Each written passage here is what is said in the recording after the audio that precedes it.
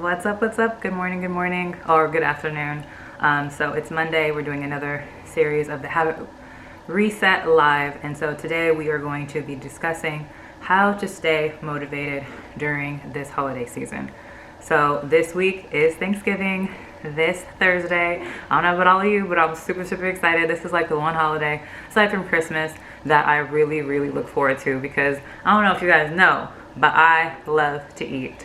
Yes, I mean, I'm very mindful with my eating, but Thanksgiving is the one day where I'm not on my vegan diet.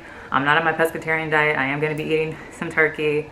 If there's chicken, I'm going to eat chicken, but I'm definitely looking forward to some turkey. So I don't know about you guys. What are you looking forward to most this Thanksgiving, this Thursday? Is it family? Is it dessert? Is it the food? Is it the friends? Is it the fellowship? I mean, really, it's everything for me.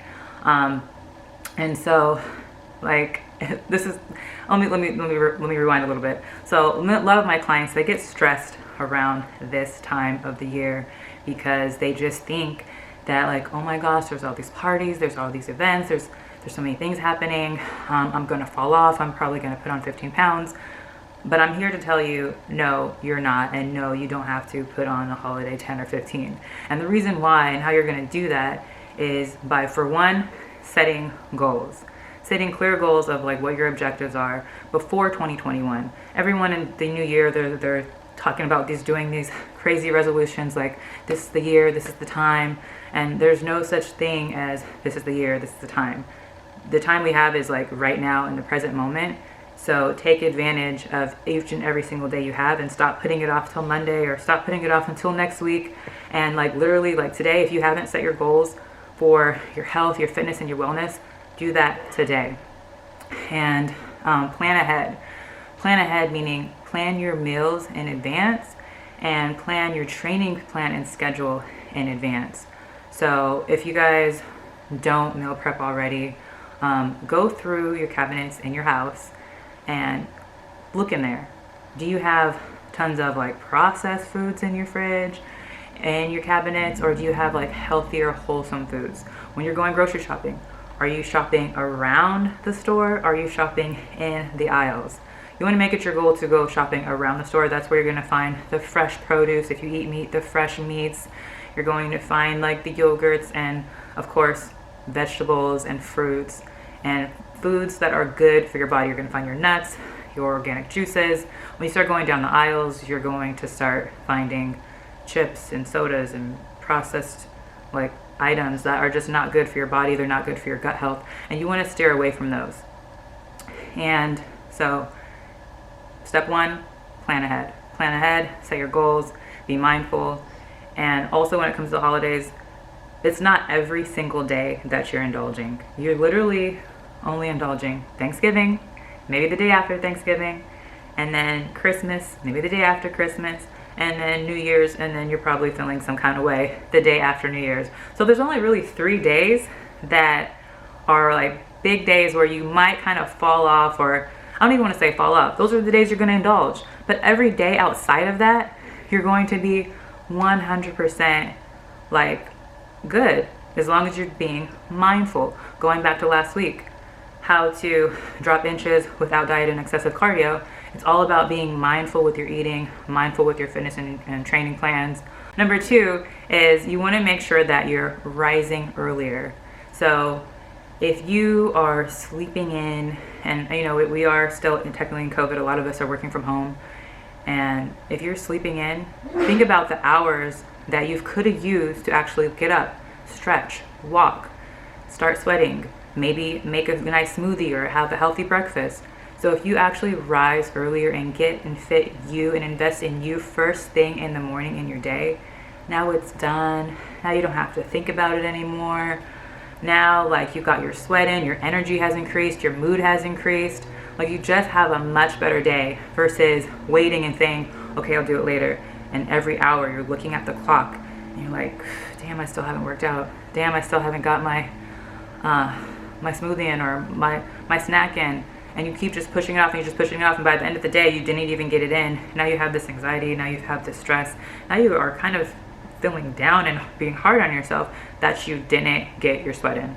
And just think about it. It's okay if you didn't get your workout in for the day. there's always tomorrow. And that's when you plan the night before. Set out your gym bag the night before. Set out your meals and your snacks the night before. So that way when you're walking out the door in the next day, your lunch is ready, your snacks are ready, your gym bag's ready, have your gym clothes ready. Like as soon as you wake up, put them on. As soon as they're on, it's like that motivation to go ahead and start moving automatically snaps in. So again, plan ahead, rise earlier. And then thirdly, you want to get an accountability partner. So I always say, you know, you can keep yourself accountable. Hey y'all, everyone for joining. You can totally keep yourself accountable, but it helps to have an accountability partner or a coach that's helping guide you and motivate you along the way. And when you have a partner, you're less likely to slip up. You're less likely not to show up, because if you have a girlfriend or your spouse are like, okay, let's meet at 8 a.m. Either if you're going to the gym or if you're going to a park or if you're going to do it Zoom wise, you now know that you don't want to let this person down, and you're less likely to let the other person down, and that's going to help keep you accountable. Now you are holding each other accountable. So it's much easier to do it when you're not alone. So get an accountability partner, and then also use your body weight. A lot of people make excuses that I don't have access to any equipment. Okay? And that's an excuse. You can do so much with just your body weight. There's tons of exercises, squats, push-ups, jumping jacks, lunges, dips. Like it's endless. There's tons of cardio you can do. You don't need any equipment at all. And I have tons. I'm telling you, I have tons of workouts on my YouTube channel. If you guys haven't checked it out, make sure to go to my YouTube channel, subscribe. It's Be Fit with Elle. There's tons of workouts on there. I'll be putting more on there where literally we're just using your body weight from 20 to 30 minutes. There's even 10 minutes. I got a girlfriend, Get Fit with Chris, if you guys aren't following her. She has amazing 10-minute mornings where most of the time you're not even using any equipment. But if you can just fit yourself in with just your body weight, there's really no excuse. And then that goes into setting timers and just start moving. And what I mean by that, okay, say maybe you don't have 20 minutes in your day. Maybe you only have 10, maybe you only have 5, or maybe you only have 1 to 2 minutes. And how can you combat a full 20-minute workout? Every hour, set yourself an alarm to do 10 to 20 squats, do 10 to 20 push-ups, do some jumping jacks, just stretch. So imagine if you set your alarm every day from 8 to 8 p.m. and that just is just saying if you don't have time to work out, and you did that, you will hit over 200 squats and over 200 push-ups if those are your moves. But this is just a way to get you moving. And especially now with a lot of us working from home, we're sitting at our desk, we might be sitting working on the couch, and we'll literally be sitting here and not move for hours. That's not good for our back. That's not good for the body. So just, go ahead, get up right now, stretch, squat, do something to get moving. So that's another way to help keep yourself accountable, by setting those little reminders on your phone. We all have them. We all have these smart devices. And then next, you want to keep track and evaluate your progress. So every 2 to 3 weeks or 4 weeks, hey, thanks for being here. You want to track your progress. So I personally have an app, Be Fit with Elle, and within there, we track measurements, we're monitoring and tracking our food through a food journal. If you don't have a food journal, I highly recommend it, because when you're actually writing down and keeping track of what you're feeding your body, you're intaking, especially if you're tracking your macros, which again, I highly recommend. I do have a free guide for those of you who would love access to that. Just let me know, comment below, or shoot me a DM. And this is a great way, again, to track your progress. So when you're tracking your progress, you're less likely to give in to those temptations, because you're seeing your wins. You're seeing you're getting stronger. It just feels a sense of accomplishment when you're checking it off, like I worked out 3 times this week. This is awesome. And you just feel this sense of, again, accomplishment. So that's going to help you stay more motivated when you're tracking your progress and you're also tracking your food. And then next, join an accountability group or fitness group or a community. And when you join a group, there's tons on Facebook. I have one myself called Fitspiration. And when you're a part of a group, you're now a part of a community with like-minded individuals and like-minded people who are going after the same thing, going after the same goal. And there's that sense of camaraderie where now you feel like you're a part of something bigger than yourself.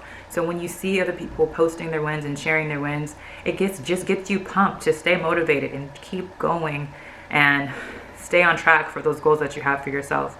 And then people are also in there cheering you on, which helps you stay motivated. And then lastly, and pardon, my spouse says I need to talk a little slower because I do kind of talk fast.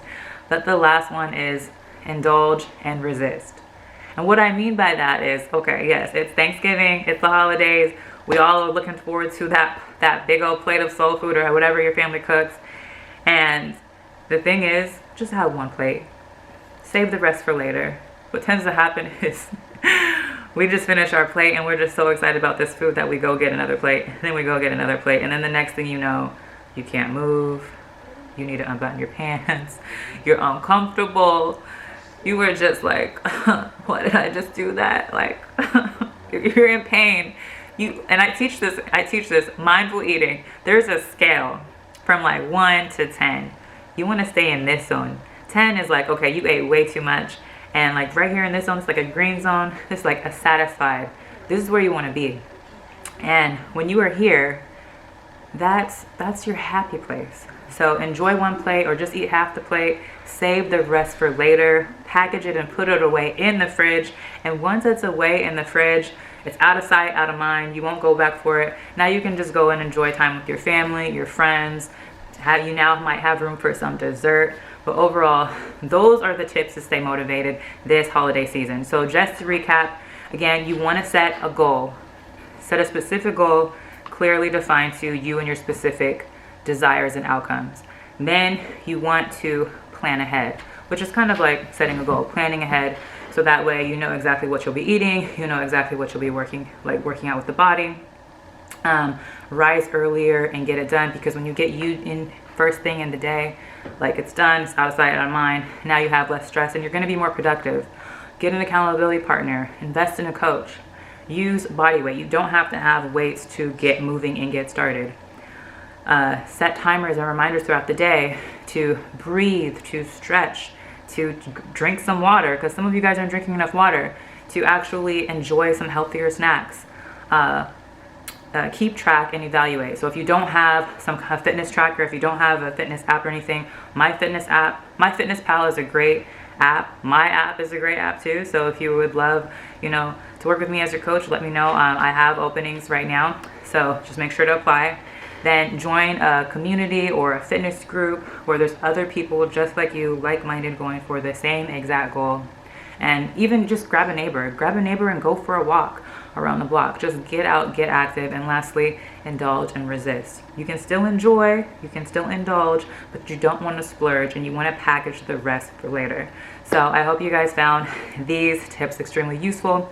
Next week at 1, Monday's always live at 1, we will be actually going over how to curb that sweet tooth, because I got a lot of messages from women who are just saying like, I just eat so much sweets, I just crave breads, like I don't know what to do. So we're going to talk about that next week, how you can overcome your sweet tooth cravings.